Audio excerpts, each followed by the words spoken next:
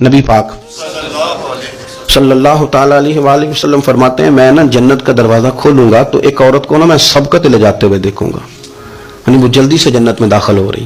یا بعض شارحین کہتے ہیں کہ حضور داخل ہوتے سب سے پہلے اس کا چہرہ دیکھیں گے.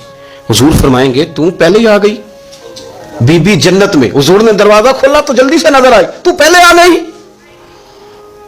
سب نے لکھا ہے کہ اس عورت کی شان یہ ہے کہ سب سے پہلے جنت میں گئی. میں نے حدیث پڑھی تو میں نے نیچے حاشیے میں لکھا، میں نے کہا میرا خیال یہ ہے کہ اس کی زیادہ شان یہ ہے کہ جنت میں اس کی سب سے پہلی ملاقات مدینے والے محبوب سے ہو گئی.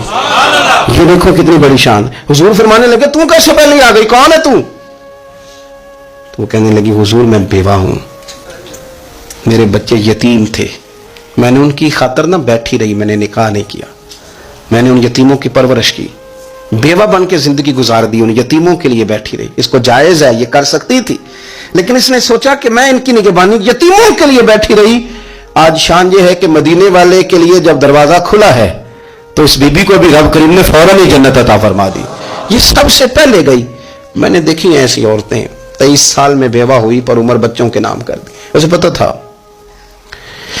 کہ کل کو جب یہ بڑے ہوں گے تو یہ اپنے کمرے کا دروازہ بند کر لیں گے، یہ نہیں پوچھیں گے کہ اماں سوئی ہے کہ جاگ رہی ہے.